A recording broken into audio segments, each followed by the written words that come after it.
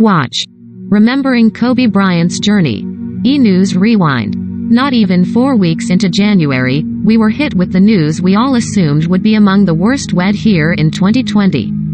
And even after more than a year of low-sound grief, isolation and anxiety, the events of January 26, 2020, still feel overwhelmingly heartbreaking. The devastation came in waves on that Sunday morning 24 months ago. What felt unbelievable at first, that a giant like Kobe Bryant could be taken from us at the age of 41, only became more unimaginable as the hours wore on. By nighttime, as celebrities poured into Los Angeles Staples Center, the site of that evening's Grammys and the spot where the NBA legend had spent his prolific 20-season career, the pieces were coming together. Just before 10 a.m., a helicopter making the 85-mile trip from Orange County's John Wayne Airport to the Mamba Sports Academy near Thousand Oaks, Calif, for a youth basketball tournament had crashed into the hills of Calabasas. All 9 passengers aboard died instantly. That list included Bryant, the larger-than-life athlete, author, Oscar winner and devoted girl dad, and his 13-year-old daughter Gianna Bryant, the second of Hysand Vanessa Bryant's 4 girls and the one most likely to follow his path onto the hardwood. The toll also included 2 of her teammates and 5 other adults, names not as instantly recognizable as the 5-time NBA champion, but no less worthy of the tributes and memorials that followed. Names like Christina Meier, a skilled, defensive-minded assistant coach on Kobe and Gianna's team who could figure out anything, as her husband Matt Meier puked during an appearance on Today the next morning. He and their 3 kids are still trying to figure out how to move forward. "We fight for every bit of happiness," the singer-songwriter told the Orange County Register in an interview. "It's an ongoing challenge for them and everyone else who had a loved one aboard that fateful flight. On the anniversary of that tragic day, we remember all the souls who were lost." Kobe Bryant, the type of person for whom the term greatest of all time was invented, the 18-time NBA All-Star's resume is prolific. 5 NBA titles, 2 Olympic gold medals, a posthumous induction into the Naismith Memorial Basketball Hall of Fame, and an Oscar for his animated short Dear Basketball, suggesting that his future as a content producer would be just as fruitful as his athletic past. "I love telling stories," he explained to USA Today in what would turn out to be his final interview. "I love inspiring kids or providing them with tools that are going to help them." But nothing made him beam with delight quite as much as the family he created with Vanessa Bryant, his love of more than 2 decades. "Being a father is the thing I am most proud of in this world. It's my greatest accomplishment," he told Maria Shriver in November 2019 of daughters Natalia, 19, Gigi, Bianca, 5, and Capri, 2. "I've learned so much, but perhaps the most profound thing has been the fierce, unconditional love you have for your children when you become a parent. I am blessed to have had that experience 4 times now, and there's nothing more powerful in this world." Gianna Bryant. Kobe never needed to respond when someone dared suggest he have a son to carry on his basketball legacy. "The best thing that happens is when we go out and fans come up to me, and she'll be standing next to me," he shared of daughter Gigi on Jimmy Kimmel Live in 2018. "They'll be like, 'Man, you gotta have a boy. You and V gotta have a boy. Have somebody carry on your tradition, the legacy,' and she's like, 'Oh, I got this. You don't need a boy for that. I got this.' I am like, 'That's right. Yes you do.'"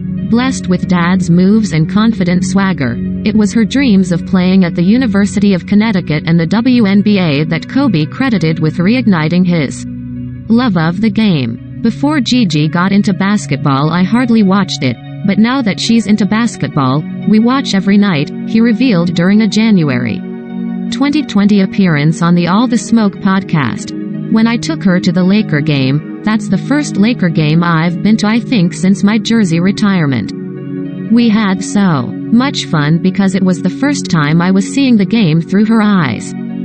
John Kerry, set to start his 28th season as head coach of the Orange Coast College baseball team, John had racked up more than 700 wins, 4 state titles and honors as one of the American Baseball Coaches Association's 2019 ABCA Diamond National Coaches of the Year.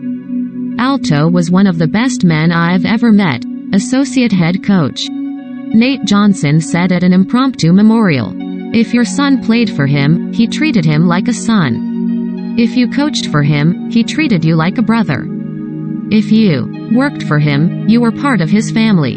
That brood included wife Kerry and their 13-year-old daughter Alyssa, who along with sister Lexi was a teammate of Gigi's, who one friend called the funniest, most caring girl I ever met.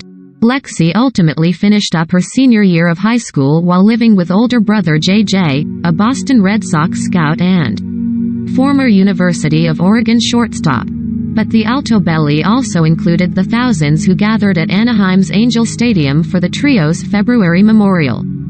It really shows the impact that my dad, Kay, and Alyssa had on everyone here, JJ said of the support he and his sister had received. There's no way for me to put what they meant to me in words. But for tonight, let's all live by my dad's favorite motto: you drinkin' or thinking. Sarah, mother to 13-year-old Peyton, a teammate of Gigi's, along with teen sons Hayden and Riley. Sarah was the one that everybody counted on, her brother Andy. George told the Orange County Register, adding that Peyton was the gentlest person you would ever meet. Sarah and husband Chris were a dedicated, amazing family with the best kiddos, Peyton's former elementary school principal Todd Schmidt wrote on Facebook. This family made such a huge impact. They were genuine, kind-hearted, and caring. To the staff, to other families, and yes, especially to me, he shared. While the world mourns the loss of a dynamic athlete and humanitarian, I mourn the loss of 2 people just as important. Their impact was just as meaningful. Their loss will be just as keenly felt, and our hearts are just as broken. Christina Meier. She was extraordinary, Matt Mauser said of his bride, mom to kids Penny, Tom, and Ivy, and an assistant coach on Cobb's Mamba Academy team. She was incredibly witty, funny like nobody you've ever met, and skilled enough on the court to catch the eye of a certain 18-time NBA All-Star. With Matt and Christina both serving as coaches at the private Orange County Caliph school that Cobb's daughters attended, he saw what an amazing mind Christina had for basketball and he brought her on, Matt explained. During his January 27 Today appearance, he asked her to teach the kids defense. Nicknamed Maud, as in Mother of Defense, she was warm, she was incredibly bright, she was technologically incredibly savvy, Matt continued. She could figure out anything. Now, he and his kids are trying to work out how to move forward while honoring her legacy. I just try to live the life that Christina would want us to live, he told the Orange County Register. Life is for living, and life is beautiful despite all the stuff that we've been through and everybody has been through. You're supposed to find joy in life. Era Zobian, a licensed commercial pilot known for helping celebrities live the high life. Era had charted Kylie Jenner. He was such a nice man, she wrote on Instagram. Shortly after the crash, and Lorenzo Lamas, one of the certified flight and ground instructor's regular students. We started flying together back in early 2000. There is a long history of friendship between the two of us, Lorenzo told Extra of the Huntington Beach resident. He's a guy that I would go to if I had questions regarding a flight or charter. Reportedly the only person Kobe trusted in the cockpit. He was as skilled and as talented as a pilot as you could get, former student Adam Alexander told People. With him, it was always safety first, and above and beyond that, he was doing what he loved. This story was originally published on Tuesday, January 26, 2021 at 6 a.m. Pacific Time.